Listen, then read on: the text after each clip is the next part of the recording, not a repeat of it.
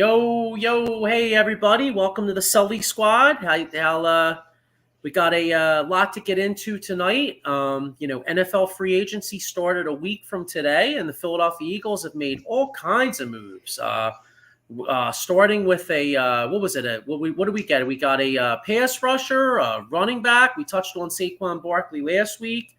DJ. CJ Gardner-Johnson back. Even traded for a backup quarterback. So we're going to get in a lot of Eagles talk. We got the NCAA Tournament, March Madness starting this week. So we could get into some of that. Unfortunately, we got a basketball team in this town that's, without Joel Embiid, it's almost like the process. It's basically the process 2.0. I mean, this team really sucks without Embiid. So I don't even know if I want to waste my energy talking about them. And then we got the Flyers with a tough stretch right here. I mean, Flyers right now sitting 3 points up in the playoffs, but they got the Caps and the Islanders closing quick, and Flyers got a lot of tough games coming up. So, and of course, we got the Philadelphia Phillies starting in, about, let's say, 2 weeks from – no, actually, Phillies 24th. Are starting in like 11 days, actually. Yeah, 28th. Wheeler's going to be the starter. Yeah, okay, yeah. So got a lot to get into. I got my usual cast here. I got my man Sean Kilrain right next to me. What's up, Sean? How you doing? What's up, guys? Chilling, man. Yeah, and then Looking forward to talking about football. Yeah, and then I got Mr. 6 for 6, Diego the Hammer Bianchi. First off, Diego, I see the Union are back, and I notice you had a nice article about the Union. So any Union fans out there, make sure you give my man Diego a read. Yeah, check it out, everybody. Union having a little bit of a rough start to the season with 3 ties in a row. So we'll see if they can get the tires kicking over there. And we're just glad to be back talking some sports. How you guys doing? Chilling. Doing pretty good, man. It was a good St. Patrick's Day weekend. It was really nice. I had my son over at I had my son to Tyler State Park on Saturday and yesterday. So we were he was doing some rock climbing, and we were walking around, and had some smoked button cabbage yesterday. Typical Sullivan Irish meal, right? So it's really good weekend, and excited to talk some sports. Excited to talk some Eagles, to be honest with you, because like I said, we could get into some Sixers and some Flyers later, but I'd rather start with the good news, because in my opinion, I think Howie Roseman is absolutely slaying free agency. I love what the Eagles have done. First off, we touched on it last week. Saquon Barkley, I'm not worried about the money. If you look at the cap hit, it's really not much of a cap hit. And the guy, playing behind our offensive line with our weapons, I think Saquon, if he stays healthy, and that's a big if, obviously, knowing Saquon, but I think Saquon's going to have a huge year. I love CJ Gardner-Johnson back.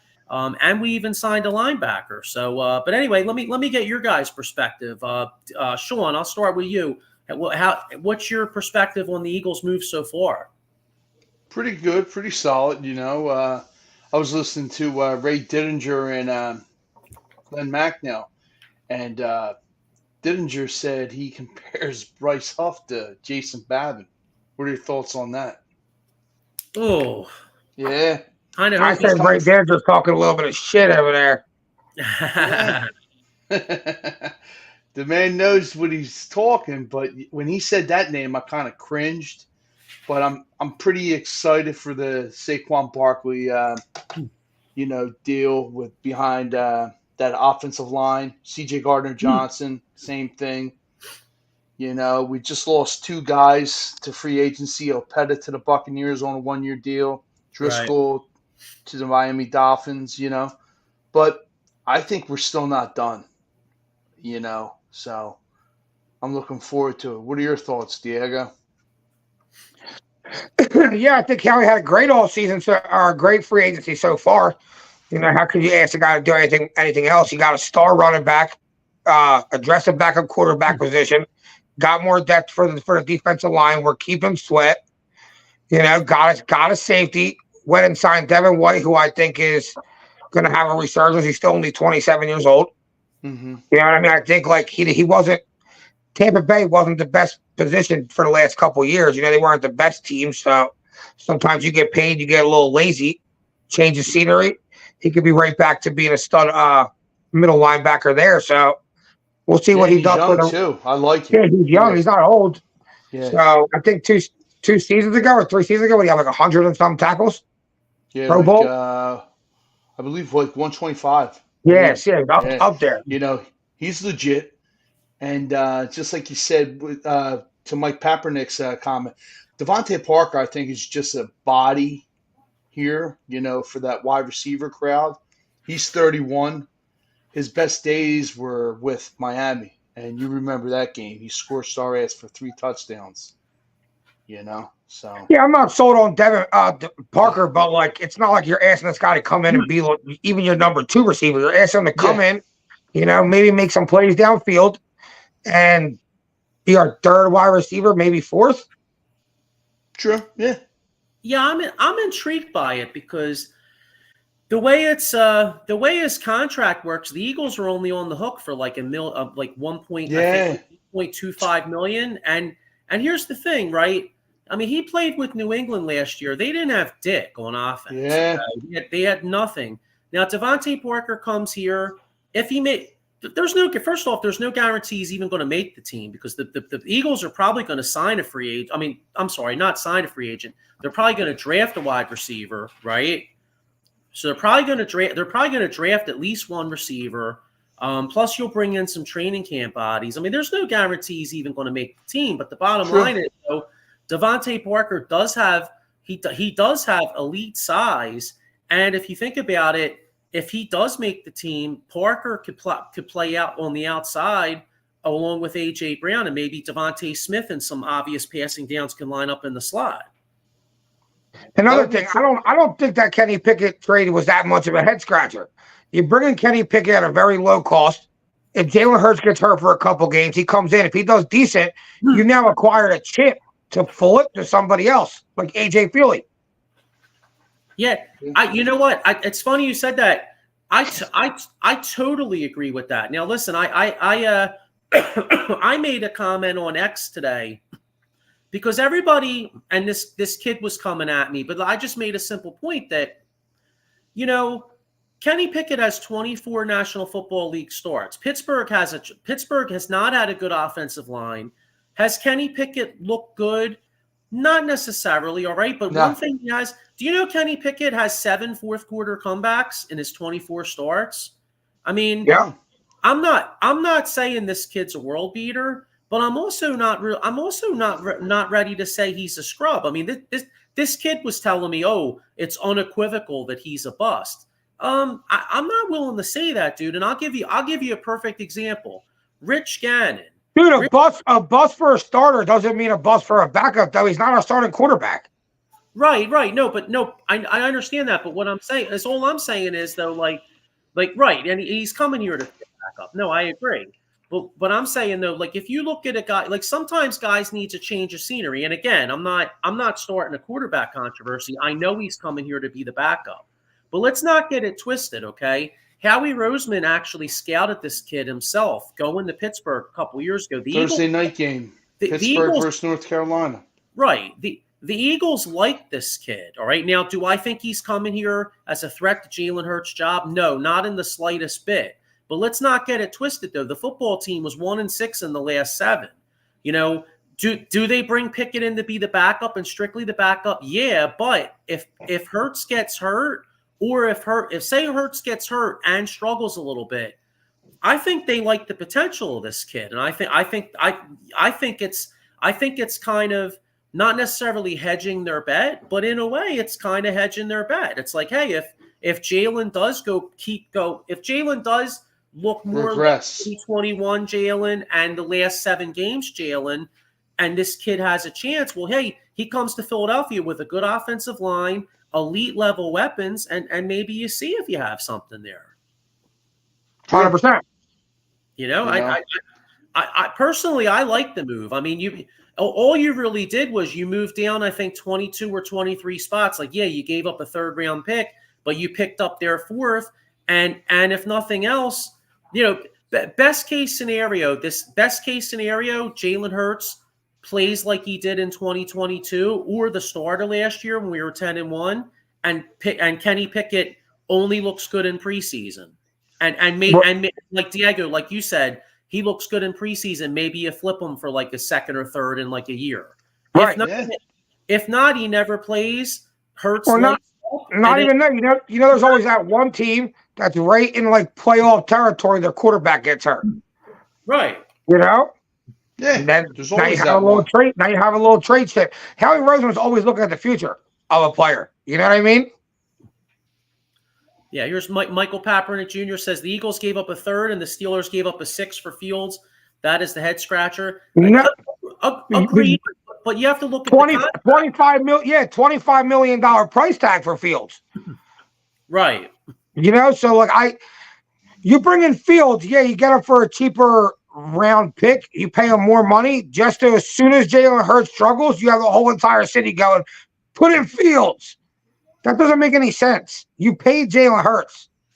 Don't bring in the controversy. Let him have the starting job pressure-free, and let's see what he does. Why add more pressure to the team? This team was built to win with the players here. Well, the other thing is too, like you said, the $25 million. Justin Fields, like our UPS driver, the Steelers fan said they have to decide by May whether to pick up his 5th-year option. Now, Kenny Pickett is signed here for 2. He's signed here for 2 more years at what, like a couple million a year? Yeah. Yep. So $3 million? Yeah, something like that too. Yeah. So I think he's going to make a total of like 6 or 7 million in the 2 years. Well, you would have had to pay like a Ryan Tannehill 6 million, 7 million just for this year. Right. So it makes a lot of sense. You got a guy that has some experience, and you bring a guy in that who you believe have some upside. Like the example I was going to give was Rich Gannon. Now, Rich Gannon played in Minnesota early 90s. He played in Washington. He played in Kansas City. There isn't a person in the league that thought Rich Gannon was going to be a future MVP candidate. And I'm not saying Kenny Pickett's going to be this. So that's not where I'm going with this.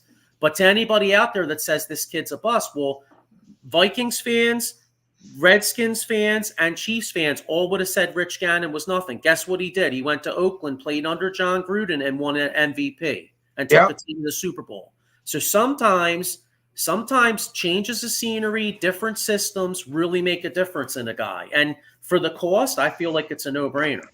It's almost like Trent Dilfer, too. Look at that. Like if you really want to compare Trent Dilfer, Rich Gannon, all that stuff, I mean, he couldn't have come into a better situation, just like you guys said. We said the O-line, this new offense, which is going to run a lot of motion, Hurts behind center, and hopefully run the shit out of the ball with Saquon, and get the tight end more involved, which was a mirage last year, So Howie's got to do his magic. I'm hoping like playing craps in the draft. I want a linebacker like I've been stressing, a cornerback, a safety, and you can get these interior O linemen down the line, whether it's 3rd, 4th round, So let's just see what he works. Here's Paul Spencer. I agree with Paul Spencer. You said it made sense for the Steelers to acquire Fields since Wilson cost pennies. Thanks to Broncos, OTAs equals injuries. Someone might give them more for Fields at that point for a starter. Yeah, but I think the Steelers trade a 6th-round pick and get Fields. They're like, we might have just got our quarterback for the next 10 years. That's what kind of upside Fields comes with, I feel like. What real opportunity did he have to show all that talent he has with the Bears?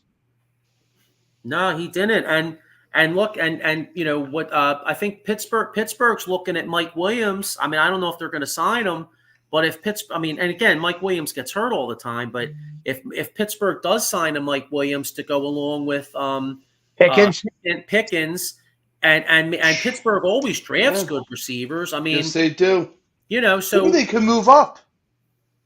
You never know. I mean, Russ will probably be, like right now, Russ is looking like the guy, but who's to say who's to say in training camp, Rust, maybe they love they love what Fields has, and maybe Fields comes in there and wins that job. Like I you don't said, put that much smoke into them saying, "Oh, Russell Wilson's our day one starter." I think they mean by day one as beginning of training camp, not beginning of the season. Yeah, you're going to have some good competition. That's plain and simple. The best man You wins. don't pay Wilson enough money to have to start him. Yeah. No, they're only paying him like $1.5 million, I think. That's what I'm saying. Yeah. Now, like if you were paying him the whole contract that came along with him, then you might be forced to have to at least give him that first start. But with the little price tag he has, if you get outshone, we have no commitment to you. We don't pay you shit. Yeah, that's true. No, I totally agree. Pat Bernard, what's up? Hey, Pat, how you doing, bro? What's up, dog? What's up, Pat? But yeah, no, man, it's I agree. It's going to be interesting, and like I said, I mean Pittsburgh. Pittsburgh. Who knows what they're going to do? Here's the real question. We address free agency. Even if we don't sign another free agent, it's a good free agency for Howie Roseman, right? What's the draft? Yeah. What are we looking at in the draft now that we addressed X positions in free agency? Can I tell you where I think there's a hidden loss that they just lost last week was Jack Stoll. Jack Stoll signed with the Giants. Okay. On paper, you think to yourself, oh, he's just a second tight end, a kind of a blocking tight end. Don't be surprised if the Eagles take a tight end relatively early. Like Dallas Goedert is the exact age that Zach Ertz was when we took Dallas Goedert, and he's also the age that Brent Selleck was when we took Zach Ertz. So the Eagles usually take a young tight end right around this time in their starting tight end's career. Could the Eagles be looking at packaging? Could the Eagles be looking to move up if Brock Bowers is fallen, and they go, "Well, we got to move up 5 picks right here from 22 to 17 or whatever it is"? Do you do it? I would. I'll tell you what. I would. I know tight ends not a big need, not a need, quote unquote. I know they probably are going to go offensive line. I get it, but let me tell you something. If you're sitting there and you think Brock Bowers is like a Travis Kelce type of weapon, I'm not saying Travis Kelce, but you know what I mean, like a game-breaking type weapon. Yeah. My God, imagine if you added that to this offense. Yeah. The one thing about Dallas Goedert's a good player. Dallas Goedert's gotten hurt for multiple weeks the last 2 years. Right. You know what I mean? Yeah. So I think you really could use it. Dude, tight end's a rough position to play. You got to block it at the line of scrimmage, in the run game, in the pass game sometimes. You got to get out there and line up and get hit low on your knees. It's a tough position to play. Yeah. Hey, Sean, this comment's for you. Pat has a nice fresh pink polo for Easter just for you. It's about time. You get coordinated colors with the holiday. Like yesterday, we all know Pat was wearing his green. Not. Yeah, I know, it was funny. I checked out Pat's show yesterday, and everybody had green on, but he had blue with white stripes. I was like, dude, where's your green, bro? Yeah. Paul Spencer with another comment. He says, sucks since trading Fields, they brought in the weapons in Chicago and can still get a roam at 9 or a blindside left tackle. Yeah, Chicago. I'll tell you what, if Caleb Williams can play, Chicago's a team on the come. Oh yeah. With Keenan Allen. I don't think Brock Bowers, back to your point, I think I could see him more likely going to like the Bengals and Jacksonville.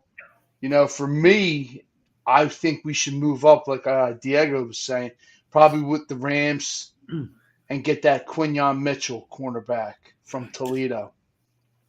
The kid can play. Hey, they could do that. I mean, if you look at this draft, they could go edge rusher. They could go D. They could even go D tackle / D end in a 3-4, which is kind of like a D tackle. I say first round offensive line. I think in all likelihood it's an offensive lineman. I think if you're looking at possibilities, it's probably if I say that the highest odds is O-line, then probably edge, then probably corner, and then maybe throw back burner linebacker in the back because they don't do anything. I I would say if they released the odds today, the favorite for a first round pick would definitely be an offensive lineman. That's like a cornerstone Howie pick right there. Invest in the offensive line. No one can ever get mad at that pick. Yeah, here's Paul Spencer says, Bowers is a generational tight end. He can play inside and outside multiple sets. His injury might drop him a little. Worth a move up 5-6 spots for Birds, but I see Bowers, Seattle, or Chargers. I don't think the Chargers are going to – I think the Chargers have the 5th pick. I don't think the Chargers are taking him at 5. No, yeah. Most mock drafts have him going somewhere in the teens, high teens. Yeah, so like – They got him going to the Colts, the Bengals, and the Jags. Right. And Sean, if he lasts to the Bengals or the Colts or the Jags, that's prime position for us to trade up. I mean, the Bengals. Oh, absolutely.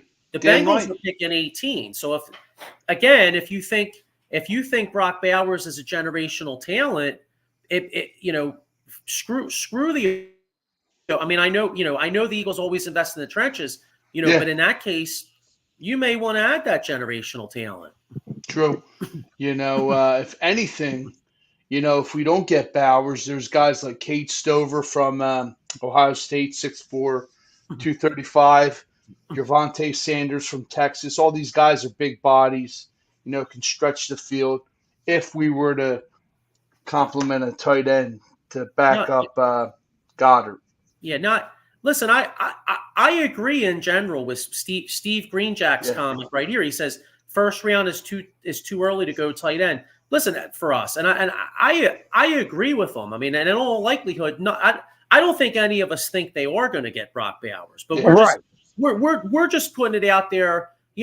I know you want to go O-line or corner, but if you're sitting there and you have Brock Bowers like as the number 1 player on your draft board, and you can move up like 4 or 5 spots, and you think to yourself, because this draft is deep in O-line. You could get a good offensive lineman in the 2nd round that in other years would have gone late first.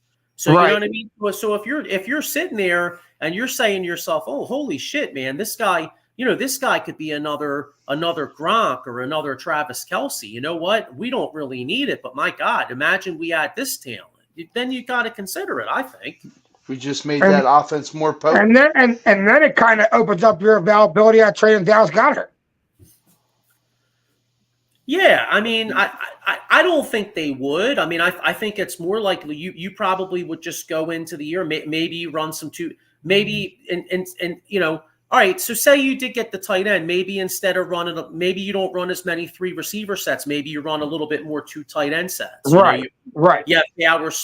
And the other thing is if you did do that, and I don't want to waste too. I mean, it's probably like in less than 1% chance it's going to happen. So why we're wasting our energy here. But just hypothetically, if you did have that kid as a weapon, imagine the red zone with Bowers, Goddard, AJ Brown, and then you'd have Smith, and then you have Saquon in the backfield along with Jalen. With Jalen Hurts. You're scoring touchdowns at least 90%, 85-90% of the time. Right. Yeah, true. Red zone.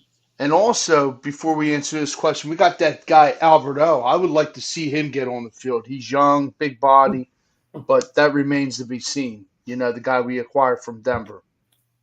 Yeah, the only thing that makes me nervous about him is what the hell? Why didn't he see the field last year? Like when Goddard was out, I guess they like him because they brought him back, but that's what I'm saying. You would have thought he would have gotten more of a chance last year. You know what I mean? Right. True. But maybe you didn't understand the playbook. Who knows? Like you said, Joey. Yeah, well, get your ass and get your study on, dog. You know what I mean? Get a tutor for that, John, or something. You know what I mean? Steve Greenjack says, I personally would rather not give up picks because I think we need to continue to the youth movement with losing Kelsey, Cox, BG done soon, Lane possibly done, Slay and Barry getting older. Nailing picks is more important right now. That's true. Can't argue that. I mean, that's why I think the first pick is an offensive lineman. Because you want to try to nail something for a long period of time, and usually it's harder to miss on linemen than I feel like anything else. Yeah. And that's their MO is edge rusher or O lineman. You know, it's very rare that they draft that top-notch cornerback, linebacker. But But I think with drafting Nolan Smith last year, bringing Sweat back, adding Huff, and if you keep us on Reddick, I don't think there's really a need to draft another line guy. No, not early. I don't. I think. So I think we're Yeah, pretty oh, much penciled in absolutely. for an offensive lineman here, guys. I think so too. And like, I'll tell you, the guy that wouldn't shock me if he's there is the kid from Oklahoma. I think his Tyler name's Guyton. Tyler Guyton. Yeah, 6'6", 340. Yeah, because you could bring him in, have him compete at the right guard spot right away, and then supposedly he's a great athlete, so maybe he comes in, competes He at played right basketball. guard. Yeah, he competes at right guard, and then plays right guard for a year or two, and then if when Lane's done, then if he's ready, you move him out to right tackle, and he's Right. your parent, There's Right. a lot of guys out there. I like the kid from Yale. I'm not going to butcher his name. It's pretty long. He's big body. Stoutland, you would love him. The guys from South Dakota State, they're great. The one guy, Greenfield, had a 38.5 vertical inch leap for a white dude. Yeah. So he can jump. But all in all, like you said, the offensive line is deep and rich. So It's stacked. And plus you got Stoutland going to the draft combine. So he knows what player he wants, or he's going to say, this is what we got to do to make this O-line better. Like now you got to get somebody for the tackle backup spot, but I'm not sweating that. They know what they're doing. I think it's offensive line in the first round, cornerback the next pick. Yeah. Okay, I'm going to give you something. If the top-notch linebackers are there, you got Trotter, Wilson, Edgerrin Cooper, Peyton Wilson, Trotter. Are you going corner, or are you getting these sure shot linebackers that can start? There's no Kobe Dean, Diego. I mean, a guy that that they're bringing in for an interview to start. Well, we got 2 second-round picks, right? Yeah, 50 and so 53. whenever our first second-round pick comes up, I'd probably draft the best available corner or linebacker, whoever's higher on your draft board, and then take vice versa on the next pick. So no matter what, I'm coming out the second round with an offensive lineman, a cornerback, and a linebacker. That would be that would be where I put my focus in. And maybe if a safety that you loved slipped there instead of a corner, because I don't think Reed Blankenship's that good. Well, speaking of safety, as time goes on here, Justin Simmons is still sitting there. Yeah, but what are you going to give him? What does he want? He's 31, Joe, and do you want to give him that money, or is he going to say, shit, Fangio's here, I played for him, I'll take that pay cut or whatever it is. I would love him here, but I don't think he's taking a pay cut if he says 31. Yeah. He's got to get top dollar. He wants that bread. And it does sound nice, but Jazz Cruz likes Diego. He likes your plan, and I think your plan makes a lot of sense, Diego. I mean that's probably what they're going to do: O-line, corner. But getting back. Oh, and here, hang. I got another one here. Jazz Cruz says O-line, linebacker, corner. Yeah, I'm cool with that. In any order, I'm really cool with that with our first 3 picks, because I feel like you really are good with that. You address the minimum holes that you left, that you didn't address in free agency. Yeah, and I could see this too. Like I said, like with like Diego, we were talking about the edge with like Hassan Reddick, Huff, but get into Steve Greenjack's point here with going to the 34. He said we don't have anything really behind Carter, Davis, and Milton Williams, and there's almost nothing in free agency, especially with switching to 3-4. So, there's a kid from Sean, I forget his name. There's a kid from Texas that's like a D tackle that like really Devontae Sweat. Okay, Devontae Sweat. All right, imagine a kid. Hypothetically, imagine a kid like that is sitting there at 22, and you add him, and then next thing you know, you got Jordan Davis at the nose, Carter, and you got a game breaker like him right there, and And then you have Milton Williams. Milton Williams is your top reserve, rotating on the three guys. You know what I mean? You're forgetting one guy that we drafted last year from Texas, Ajomo. That's Yeah, another body. He's And who's he's good. who's this guy we got from Detroit too? Akora? That's another thing. yeah, he's an he's like Outside an outside linebacker. linebacker though. Yeah. He's an outside linebacker. I'm not talking about him, but I'm saying for the line in depth. Why I don't think we go an outside rusher. If we do go D line, it's definitely an inside guy. Yeah, that's who that's what I'm talking about. I'm talking about an inside guy though. Right. That's what I'm talking about. Like I think at some point in this draft, it may not necessarily be early. Like it may not be 22 or 50 or whatever. But like at some point in this draft, I think they do add a guy that's got a little bit of size to him. You know what I mean? Oh, absolutely. Yeah. That kid does. Yeah, because you know Fletcher Cox played a lot of snaps last year. You know what I mean? So you're going to have to replace some of those snaps. You know? Yeah. Yeah. Here we go. Steve Greenjack says, "I like Ojamu. He would be a DN in our scheme. Most likely, he's only like 290 something. Yeah. That's fine. Like I said, I'm excited about switching to the 34. I mean, I'm excited to see Milton Williams get some more time. Yeah, he's been that guy in the back of the room. You know what I mean? Waiting to get his chance, and you've seen it last season. But now he's going to finally get a chance. Right. You know what I'm saying? Which is good and nice. But back to your safety question, Diego. There's a lot of safeties, man. I like. Guy Tyler Newbin from Minnesota, Bo Brady from Washington State. There's a kid from Utah, kid from Georgia, Lassiter. I like the Kareem Kitchens from Miami, and the Ballard guy. There's a guy from USC, and in the comments, he fits Vic Fangio's system. He's got the height, he's got the weight, and all these boys like to hit. So. Yeah. You know. Good. Hopefully we can get one of them. I thought it was interesting. I mean, maybe I shouldn't read too much into this, but did you know, like, when they announced C.J. Gardner-Johnson coming back, they announced cornerback / safety. Like, you know, so it you know, or are they leaving it open where maybe say you do sign a Justin Simmons and you draft a guy, and don't forget you still got Sidney Brown too. I mean, I don't know. He might be kind of screwed for most of this year, but you did invest a high pick in him, so you're going to want to try to have him compete for some sort of a spot. That's a full-blown torn ACL, so yeah. I mean, Sidney Jones is going to compete for one spot, fucking special team spot. Yeah, but they did invest a 3rd round pick in him, though. I'm not talking about this. But sometimes you invest a pick and you see coaches know, and you're like, all right, he's not the guy that's going to take that place. To me, he seems like a good special teams guy when I watch him play. There's nothing like where I think Sidney Brown's going to be an impact player. Kind of like Nakobe Dean. The same way I feel like Nakobe Dean. The little time he has played hasn't showed shit.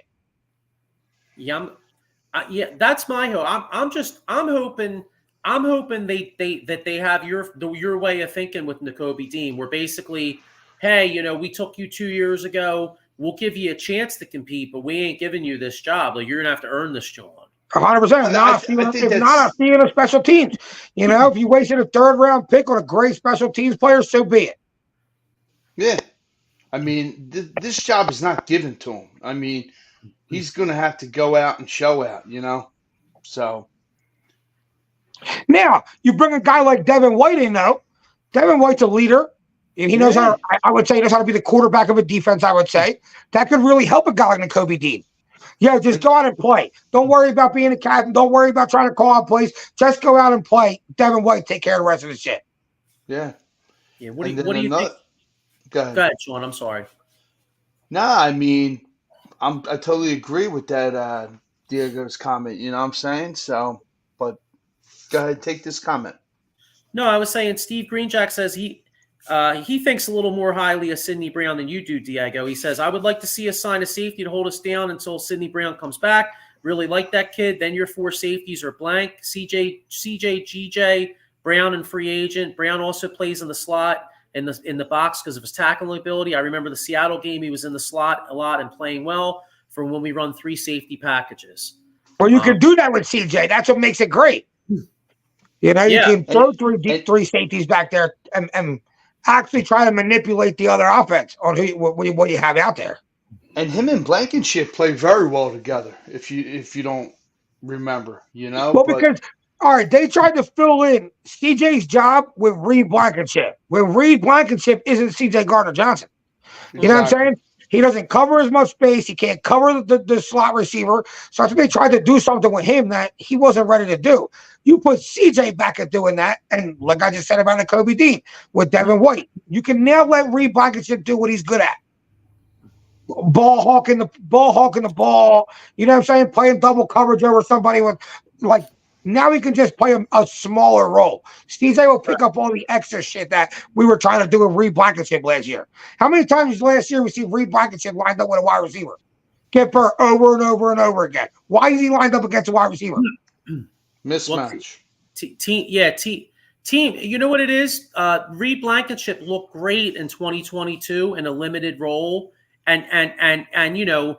And he looked great. I mean, even the 49ers championship game, he made a couple nice tackles. Yeah. The Green Bay game, he looked really good. You know, picked off Aaron Rodgers.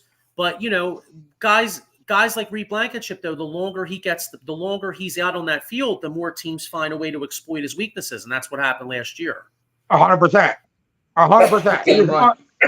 You don't I feel like in the NFL you don't miss that much. You know what I'm saying? So like when a player goes undrafted, they go undrafted for a reason. Maybe they do one thing good, but they do something else not good at all.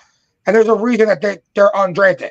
Reed Blankenship, if in his career becomes a solid third safety, that's a great successful career for an undrafted free agent.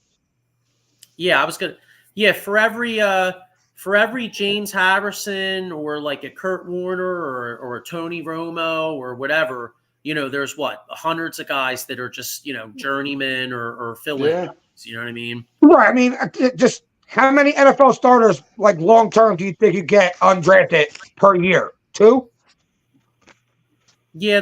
I mean, if you're lucky. You know what's ironic though? Remember the Eagles actually had a stretch where they had a good amount. Remember the Eagles had what was it? Quentin Michael, I think, was undrafted. I think Quentin Michael, Michael Lewis. No, Michael Lewis was drafted. You're thinking of probably Rod. Didn't we have Rod Hood? Guy by the name of Rod Hood. Yeah, Rod Hood. Yeah. Oh man. Here's a comment here. Steve Greenjack. Blank is more of a box safety. He's not a ball hawk, but plays well close to the line against short passes. CJ's our ball hawk, and mentioned an interview about playing single high and Vic's scheme. And yes, Diego, I agree. He would be a great third safety. He's a borderline starter that could fill in a game or two. Yeah, I think that's and hence that's the problem that we had last year. I mean, last year basically we had no starting safeties, and it showed. And you can kill Sean Desai last year, right? And be like, that guy sucks. He's not a defensive coordinator. He had to depend on not that good of players. I know. You know, Nicholas Morrow, Cunningham, Reed Blankenship, Sidney Brown, Eli Ricks, undrafted, Job, undrafted, Bradbury looked like the worst player we ever seen. He didn't have much to be a good defensive coordinator with. Give that same defense to Vic Fangio. Vic Fangio is horrible with it too. Yeah, honestly, I can't really argue that point. And again, as bad as Sean Desai, quote unquote, was, right? I mean, really, when hindsight being 2020, making the move to Patricia was a million times worse. I mean, right. Absolutely. You got Reddick in drop coverage. Come on. And at that point, you already split a bad locker room. Like the defense was bad because the players were bad. Now you split bad players in half. What are you going to have? Turmoil. You blew that defense up big time. Yeah. They put everybody in the locker room against it and made them pick a side. And they put everyone against each other. That was horrible. So you give any defensive coordinator ever, the best defensive coordinators you can think of, you give them that player pool from last year, they're going to suck.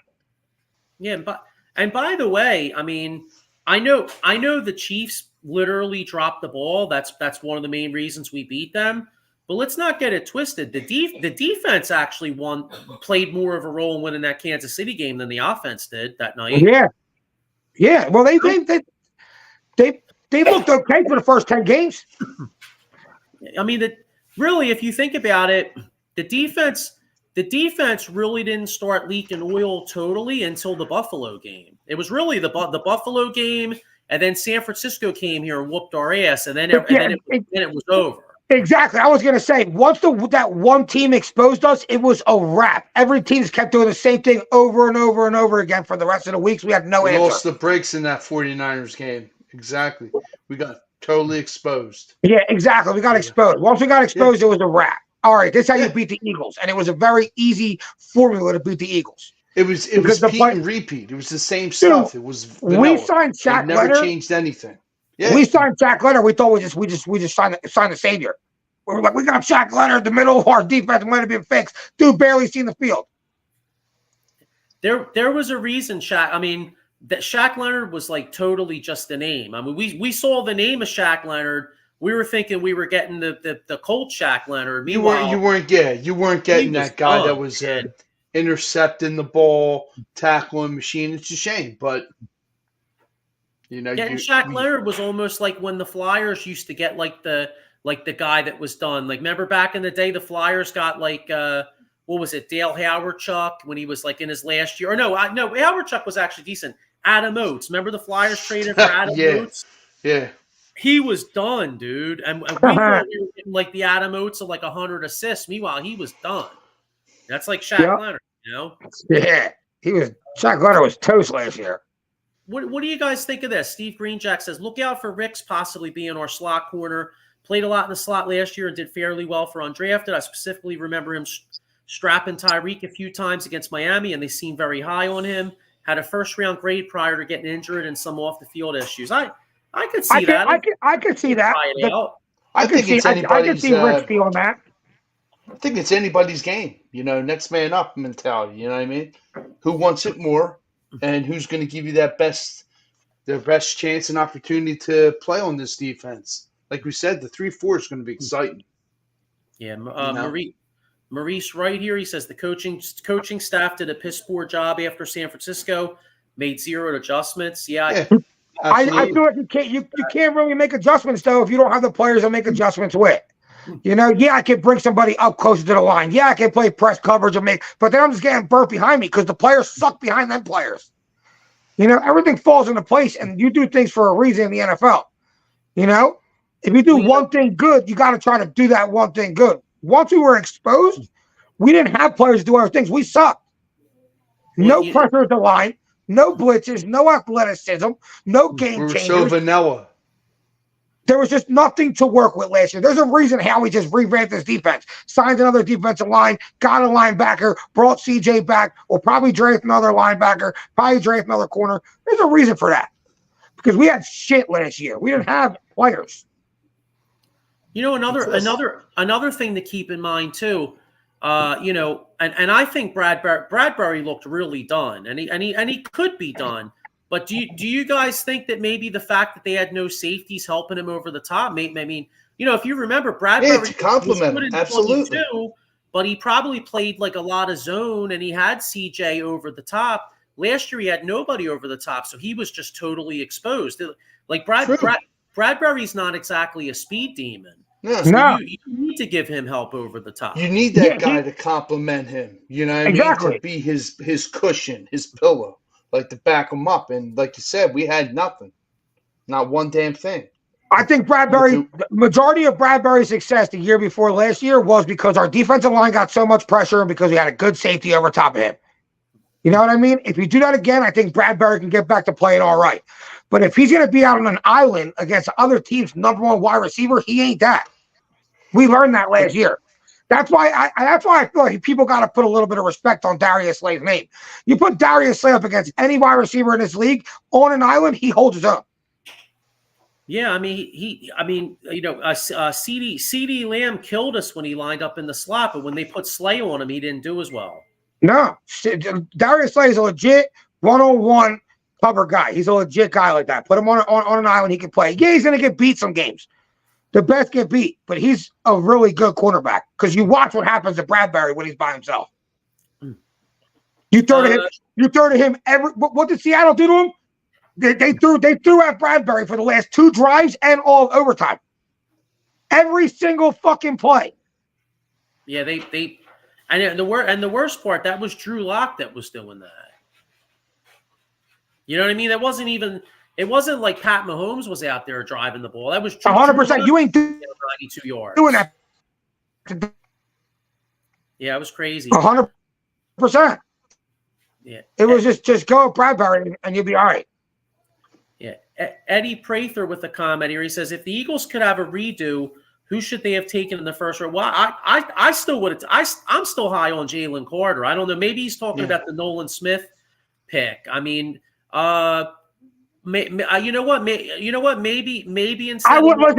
They should have took Brian Branch. That's what I was about to say. Instead of Nolan Smith. That's what I was about to say, Brian. That's where they fucked up. How he fucked that up? You don't say. Jalen Reagor over Justin Jefferson. Yeah, that's why you're going to get an offensive lineman this year. Yeah, I mean, if you think about it, and really, I mean, I thought this a couple years ago, but how much Kyle Hamilton? I mean, dude, how about that? Jordan Davis. Me and my buddy Maurice said Kyle that. Hamilton Imagine if he was here. Game changer. Damn right. Like he locked up on any receiver he had, tight end, wide out. He shut him down, man. You're right. Yeah, but I don't know, man. All right, well, look, we pretty much established that right so far in free agency they're killing it. Hopefully, I personally would love to see a guy like a Justin Simmons in here, but we'll see what happens there. Steve Greenjack says if Davis gets in shape, he will have a Hamilton-like impact. I don't know if I agree with that. I mean, at this point, I would just settle for Jordan Davis just being in shape and not wearing down after like week 10. If he could do that, needs to stay away from McDonald's and take the game seriously. You know, he went from up to bam, smashing down. I mean, there's a lot of potential, but he's got to want it, and he's a big boy. Shit. You know? Yeah, I don't know what happened to him because remember that. I mean, I chased Josh Allen out of bounds. Remember that? And I'm like, yeah, okay. I was all about to say that. Yeah, that play against the Bills where his big ass was running him out of bounds. He dove for him, and I was like, oh man, boy, Jordan Davis is hustling his balls off, and then boom, it was like his play literally went off a cliff right after that moment. Or it could have been like the cartoon guys. Allen was like a chicken or a Big Mac going after him. Yeah, Jordan Dave, kid still got baby fat on him. He's only 23. If someone gets him to lock in, he's taking over. I agree. I agree. I think it's I think it's a matter of getting him to take it seriously. Yeah, which that usually comes with age. You start to take life more serious with age. So I think him and Carter, they're young. I think they'll be all right. I think that has to be the future of our interior line. Maybe look at it like this: Jordan Davis and Carter both have really never ever been part of a losing program, right? Jordan Davis comes to the Eagles in his rookie year. They immediately go to the Super Bowl. Now he didn't play that huge of a role, but they did go to the Super Bowl. Then they're 10-1 in his second year. All of a sudden, he's never experienced adversity, and then they go 1-6 in the last 7 weeks. Yeah, this might be the first time in this kid's life that he's faced adversity, and maybe just maybe this offseason. And the other thing is too, the new defensive coordinator Vic Fangio. Maybe an old school D coordinator like him gets in here, and maybe it lights a fire in this kid, and he goes, "Hey, you know what? Shit, maybe football's not that easy. I better get here. You know what I mean? Like I better come in and I better really bust it this offseason." But wasn't it Vic Fangio's way of coaching? Young players didn't like it. So hopefully that's a worry. But you know what? Hopefully he says, you know what? Like you said, Joey, I gotta grab it. I gotta take it and seize it. Grab it by the horns. Yeah. Maurice Wright says Jordan Davis has his hands full this season.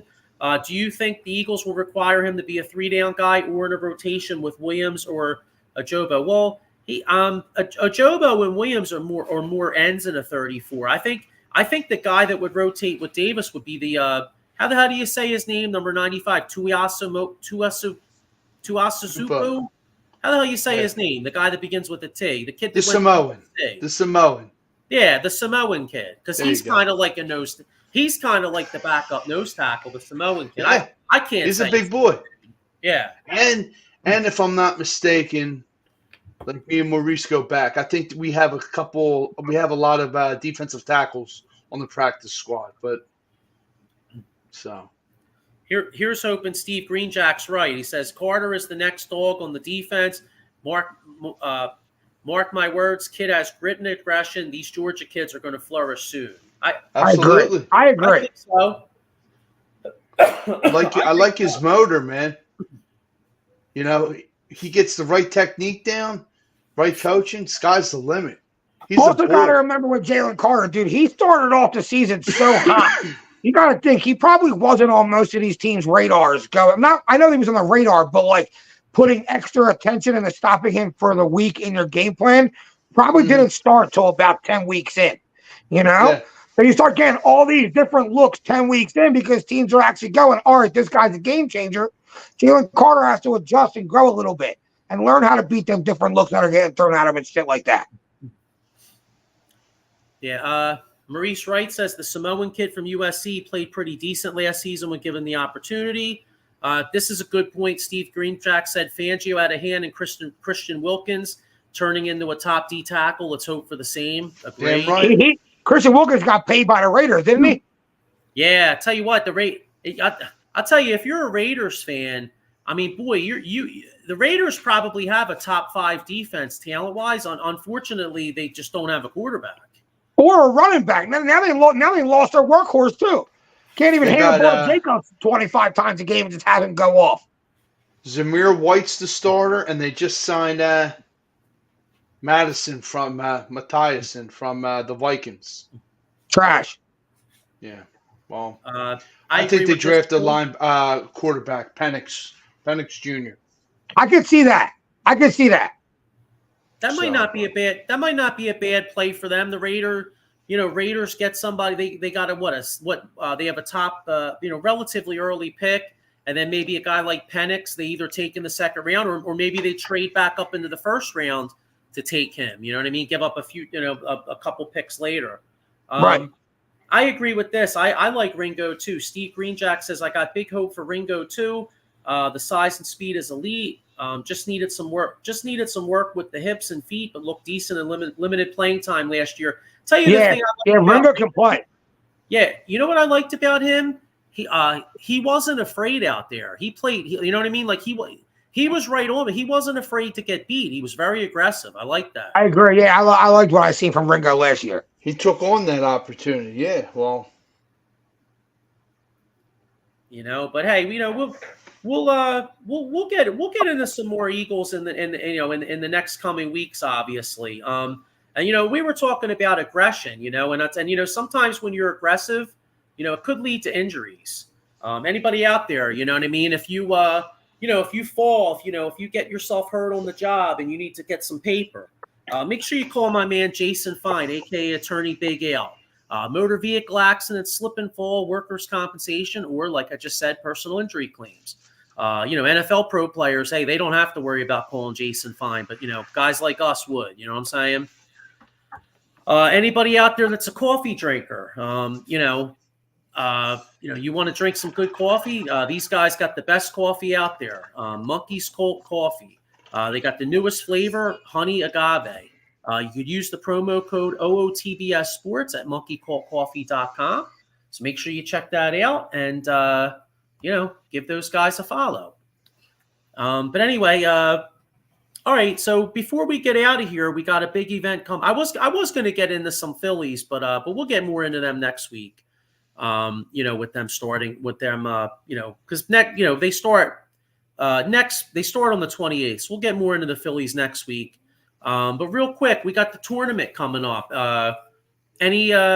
Anybody out there following this tour? Sean, you have any thoughts on this NCAA tournament at all? Yeah, I think UConn is going to do something. I'd like to see North Carolina go far, but they haven't played so well last week. So your thoughts? I haven't really followed it at all. All I know is UConn's pretty good. Houston's pretty good. Purdue's good. I mean, I think that kid Zach Eddy's just not. I think he's just a big dude. Yeah. If you could somehow get a couple bodies on him, you could take him out the game. And these bigger programs have other athletic guys that I don't see Purdue going far for that reason. Yeah. So I think I like Houston to win it all. They're my team. I mean, it's not exactly a sleeper. They're a number one seed. But I think I like Houston to win it all. Maurice Wright says Illinois is pretty hot as of late, so maybe they could be a sleeper team. Anybody got any brackets out there? You do? One, Sean? I'm on CBS. I got you. Okay, yeah. CBS and Yahoo. Gotcha. Hang on, I got one more Eagles comment here, real quick. Here, Steve Greenjack says people forget we have Steen at right guard too. I'm not sure what the deal is with him, but they seem to like him, and the kid is huge, 6'6", 320. He said second round pick, but he was third round pick. I think he might be in the plans. Could use the size next to Jurgens. I think they like. I agree. Yeah, I think they like Steen. He could compete for that spot going in the training camp. Why not? True. Yeah, he probably will. So we'll see what. We'll see what happens there. Yeah, I guess my son don't like him. He said, he's like, yeah, you don't like Tyler Steen, do you? No, I do. But I have a question. Why do you have so many sponsors? I don't know, buddy. There's a couple. Hang on one second, all right? Let's see here. Here we go. Maurice Wright says, get one of those South Dakota State guards. That's for what? Offensive guards for football? Yeah. Sean? You got Greenfield and I forget the other dude's name, but they're pretty solid. They fit the mold of Stoutland U. Nice. So cool. So nice. All right. Well, I guess that's enough tournament. I didn't know if anybody out there had a bracket. I was curious to see. Maurice, do you have a bracket? I know the tournament was this week. I mean, admittedly, I usually follow college a little bit more closely. I haven't really followed it as much this year, but the fact here, but the fact the tournament start, like I will say that this Thursday and this Friday are like two of the best days of the year, though. I'm not doing it this year. I had to take last Friday off, but some years I'll make it a point to like take that Friday off and just maybe go out and watch the games all day. Right. It is cool, like having basketball from like noon until like midnight. You know what I mean? Yeah. You know what's ironic too? You know how like as big as the Super Bowl is in Vegas, NCAA tournament's actually bigger. They make that's like the biggest week of the tournament. First week is like the biggest week of the year out in Vegas. You got all those degenerates playing from 12:30 games to the midnight games. Yeah, well, back to back. Well, think about it, Sean. Out there, it's 9:30 in the morning, so you're literally eating breakfast, betting games. Yeah. That's what was so cool about. Like, I was fortunate enough to be in Vegas like 2 Super Bowls in a row. I was out there for the one of our vendors. We won like a HP competition or whatever. I forget. It wasn't a competition, but we like sold enough HP. So I got to go out. And I was out there for the Seattle Patriots Super Bowl, and then I was out there for the Denver Carolina Super Bowl. And it was so weird, bro, because like the Super Bowl was starting at like 3:30 in the afternoon. Like it was, you know what I mean? Like you're so used to everybody's coming over 6:30 before 6:30. Yeah, when I went to Vegas, we got a cabana by the pool, and the Eagles came on 10 o'clock in the morning. See, I would think if you're a sports fan, that would be like, dude, that would be like utopia as a sports fan. Like, well, I mean, unless you're banged up. Well, you know what? If you're banged up the night before, that might be a little rough. But just say you're up. Say you get up at like 8:30, 9 o'clock, eat some breakfast, next thing you know, you're like chilling. It's like 10 o'clock. You're like, oh, bet the Eagles are on. You know what I mean? Right. Like, it'd be pretty cool. You know? Yeah. Yep. Yeah. So, Pretty much. You know what? One more thing I wanted to do too before we got out of here. The Sixers. Sixers got a big game with Miami tonight. They're tied. Right now, I'm looking at these standings. In the 8 seed, at 37-30, tied with the Heat. But I guess the Heat must have some tiebreaker or whatever. But that's a big game tonight. I'll tell you what, this team's like one of the worst teams in the league without Embiid. I mean, with somehow It's like a freight train, dude. Yeah, they're barely even worth talking about without Embiid. But let me go over these next like 7 games and let me know how many wins you see. You ready? Miami tonight. It's not even worth it, Joe. They're all losses. Do you think they could win tonight? No. Yeah. I was looking at the schedule, bro. They're going to be lucky to get to 41 wins, unless it goes back with like the last 2 weeks. So it's trash. And the other thing that's a little tough is the Flyers. You know, the Flyers are only up. They got 76 points. They're 3 points up on Washington and the Islanders. And the Flyers next week is tough. They got Toronto tomorrow night home. At Carolina, I think they can possibly win tomorrow night. But, yeah, that's a tough one. Nah, loss. All right, at Carolina's probably a loss, and then they host Boston, and then they host Florida. So the Flyers could be looking at 0-4 week too. Shit, that's what it sounds like, man. Yeah. All right. Yeah. I'm going to give the Flyers 2 points. Hang on, let me get one more. I'm going to give them 3. All right. Steve Greenjack says they have nothing besides Maxey and Oubre, literally nothing. Tobias scored 2 points in 26 minutes the other night, and because of that, the other role players just can't play their roles and be sufficient. They're being asked to do too much. It should all come together with Embiid, though. That I agree with. Like, if by some miracle Embiid could come back and be in shape enough, I think the Sixers could beat anybody. But unfortunately, without him, they're trash. You know? True. So, but yeah, I agree. Yeah, it's sad, isn't it? Because like the way he was playing, it was like it was literally like one of the best seasons I've ever seen a guy have, and then just to have it come crashing down, it's just so sad. It's like a roller coaster. It went up, and then it derailed real quick. Yeah. Same season, different season, same story. Yep, it's like Groundhog Day. Yeah. But anyway, all right. Well, listen, let's get ready to wrap up here. Have a great week, everybody. Go Sixers, go Flyers. But Christ, I mean, I'm praying for like one win by either team. You know. Yeah. And good luck to everybody out. Good luck to anybody out there playing a tournament.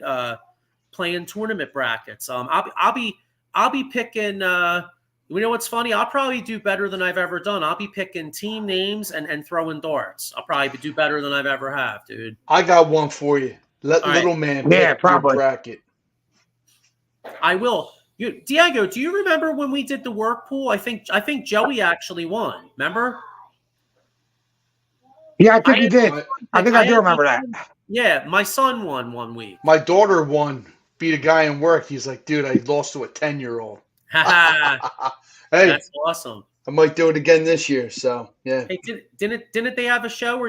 Don't they have a show, or did they have a show? Are you smarter than a 5th grader or 4th grader or something like that? Yeah. Yes, they did. Yeah, it's like, my 10-year-old's got more sports knowledge than you. There you go. All right, guys. Well, look, everybody have a great week. You know what? Let's hope for the best. Maybe our winter sports teams will get a couple wins. Next week we'll do a lot more Phillies talk. We'll ramp up we'll get ready for the season, and hopefully the Eagles maybe make another signing or two in the next week. And yeah, man. Yeah, that'd be nice. Good luck on everybody's pools or brackets, and see you next week. Have a good one. Later. All right, guys. Have a good week.